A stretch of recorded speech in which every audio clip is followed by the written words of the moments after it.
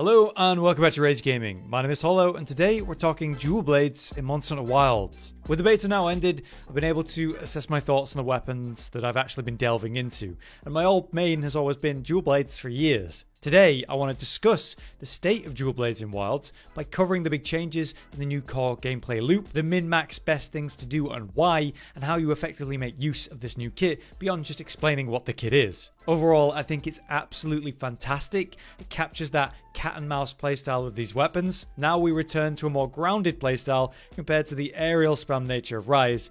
This feels a lot more skillful to me, and it hyper rewards aggressive plays through the new demon dodge system. So there's a lot I want to show and talk about. Let's discuss how this weapon functions now. Alright, so as I go through how this new version of Wild's dual blades actually works, be aware that I'm assuming you have a basic understanding of dual blades and also like what demon gauge is and all that kind of stuff. This is the big changes and how to maximize the play. So as before, we have demon mode and we have the demon gauge that we've got to build up. But the big change here is the fact that we now spend demon gauge on more things. Before, most of it would be like activating it, then going to archdemon mode and then spending basic attacks to, spend the gauge. Now you simply spend the gauge when doing different actions, like Blade Dance now costs demon gauge, or say the new Demon Flurry and its awesome ability that costs demon gauge. As before, the best way to generate demon gauge though is going to be the demon slash combo, the 3-part triangle or light attack combo. This is just the best. You can interrupt it still with a flurry to move around, and we'll still be doing a lot of flurry, evade, dashing to get around. Something that is absolutely incredible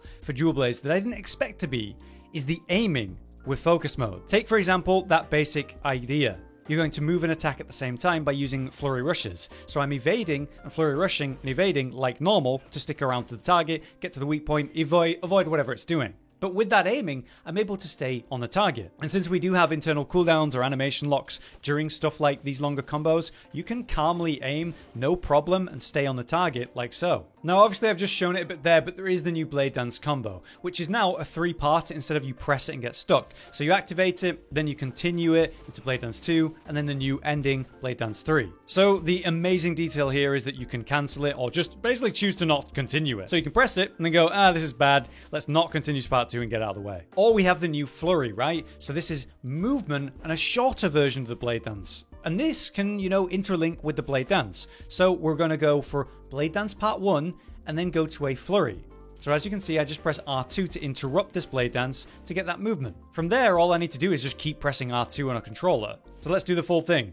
So I'm going to start with triangle and circle, light and heavy. And then I'm just going to press R2 over and over. That's a Flurry Part 1, Blade Dance 2, Flurry Part 2, Blade Dance Part 3. It's actually really easy. I'm not doing a cool combination of attacks. I'm literally just pressing triangle and circle and then spamming R2. And then I'm aiming with focus mode and, choosing how far I want to go with a combo at the same time. But if you don't want to be stuck in a combo like that, then yes, definitely make use of the Demon Flurry. I found that doing a Blade Dance and then doing a Flurry gets me out of the way and has a short sort of cooldown animation to get me out really quick. If I realize that I'm going to get hit and I want to get out, I actually intentionally use the Flurry to move and then I get out of there as quick as possible. See how quick that is? It's a really nice bit of tech. We should also talk about the actual focus mode attack, Turning Tide. This is incredible. By using it, you'll do a familiar move from Rise. It's kind of the aerial launch attack that we're using a lot then. But now, when you hit a wound with it specifically, you go up into the air like before, you attach the monster now with a grapple, and then you do the Levi spine spin. This is incredible because it's insane tail damage specifically, and it's safe. You've got hyper armor while you're doing it. So if the monster's about to do something scary, going for a wound attack punish and getting up in the air, doing this Levi spin is actually well worth it and a safe thing to do. Not only is that true, but it's still great damage, making it a meta option. So whenever there's a wound, a lot of the time I'm looking at it like, when am I going to pop that? When's the monster going to do something unpredictable? Or shall I combo into it? I'm thinking about timing it. But ideally I want to use that wound as quick as possible. Doing a Blade Dance on a wound is still good. This Turning Tide attack is so good and reliable that it's hard to, pass up. Since it's incredible tail damage though, as a dual blades player, I'm not really attacking tails anymore. I can just focus on the main weak point, probably the head, and then use the wound attacks to do this special Levi spin. That builds up a lot of tail damage sort of passively, and I will cut the tail every hunt without trying to because I'm using these wound break Turning Tide attacks. Now, the other thing I need to talk about that's pretty insane for Dual Blades is the new Demon Dodge. Basically, while you're in Demon mode or Archdemon mode, you just press evade right as you're about to be hit. This will trigger the Demon Dodge, and for the next 8 seconds, you will have this buff. This buff allows you to evade and attack at the same time, and it can be extended with this kind of corkscrew spin by pressing a light attack or triangle. That does not cost stamina where the evade does though, so it's a great way to get to a weak point, move around effectively, deal some good damage, and you can do it in Archdemon mode, which will be good for stamina recovery as well. But the main thing here is something it doesn't directly tell you. It's called Demon Boost mode. So you Demon Dodge and you activate Demon Boost mode. So that 8 seconds is a boost. And it specifically says it boosts both regular and element damage, and also allows you to attack while dodging. So the real meat here is the 8 seconds of I do more damage now. Therefore, this completely changes the core of Dual Blades. You want to be perfect evading every 8 seconds.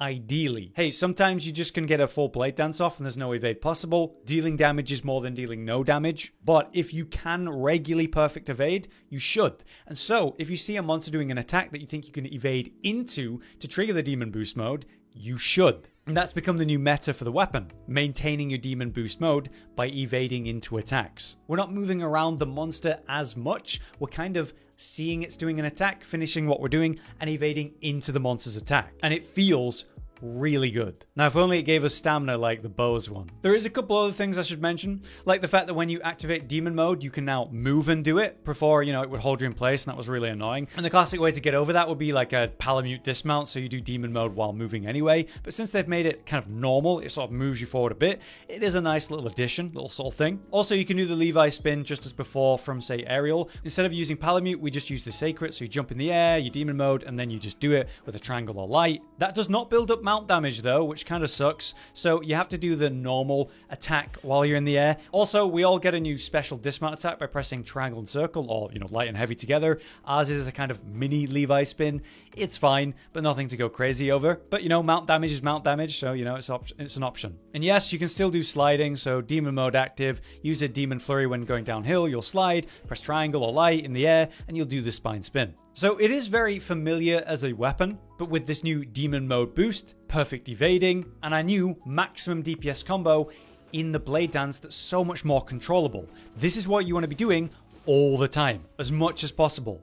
So those are your options for the weapon, but what are your best options to use? I would say it's these. The Demon Slash combo for Demon Gauge build-up while you're in Demon mode is going to be consistently something you're going to be doing. You will end or interrupt this potentially on 1 and 2 with a Demon Flurry Rush. This will allow you to continue the string or simply move out of danger to a better location. The Demon Flurry Rush into evade, into Demon Flurry Rush, repeat to attack move, as I've shown, is the ideal way to move location while still attacking, at least when you don't have the Demon Dodge. Our goal though is to Blade Dance on repeat, and we will interrupt this with Demon Flurry Part 1 or Part 2 to move back to weak points or evade attacks while maintaining Blade Dance when needed. In very rare cases, the full Demon Slash combo into a Blade Dance 1, Demon Flurry 1, Blade Dance 2, Demon Flurry 2, and Blade Dance 3 for maximum value could be a thing. But I think what you'll probably be doing is a Blade Dance 1 to 3, and then you'll combo that into a full Demon Slash combo after to regain some of the Demon Gauge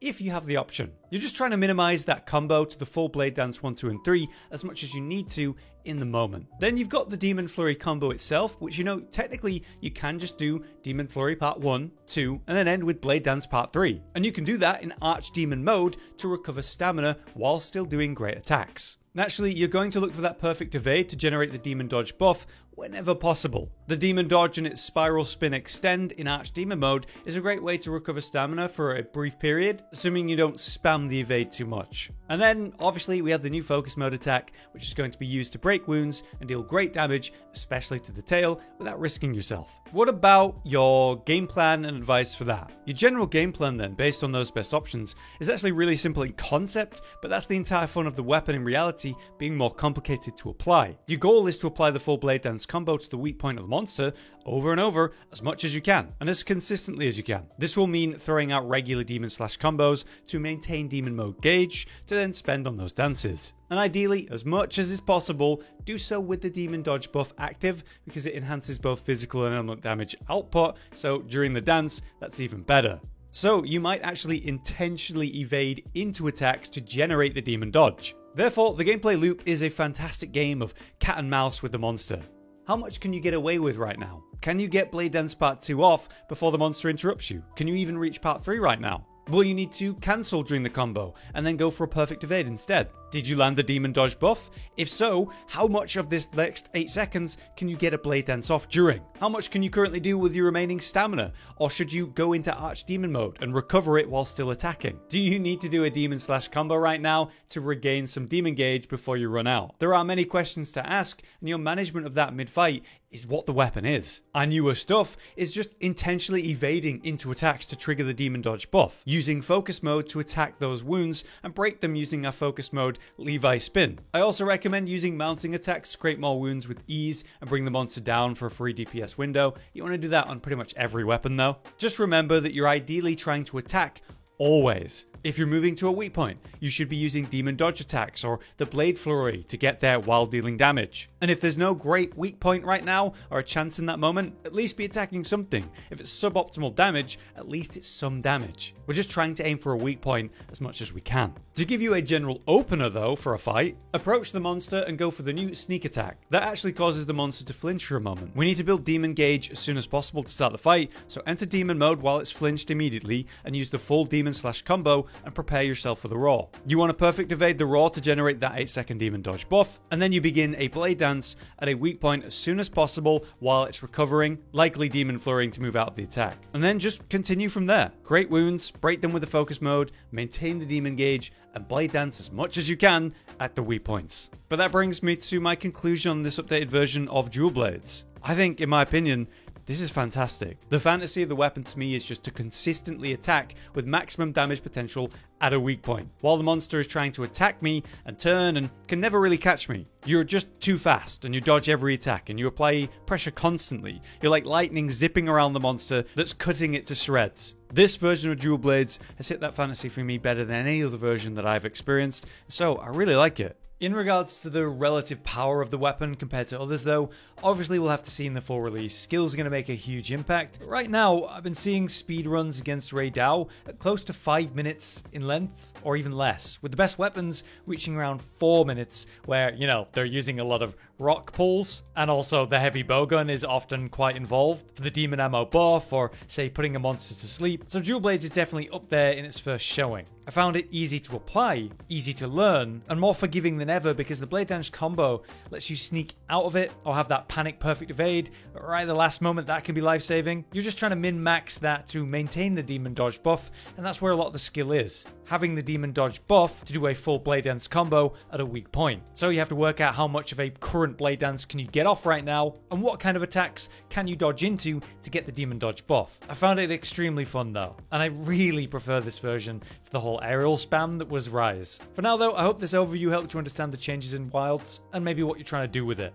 If it has, please do drop a like. I plan to cover the 4 main weapons that I played in this beta in similar ways. But if you guys have any extra information or tips, please drop them in the comments. For now though, I've been Hollow, you've been you, and thanks for watching. Josh, Cotton, and Hollow with the videos, dropping the humor like a hammer on your tippy toes, bringing entertainment on a daily arrangement to take our insanity and turn it into entertainment. Yes, I said entertainment twice, to reiterate that it is nice to look into your faces on a mostly daily basis when you let us in your homes to make the whole world a stage. Goodbye.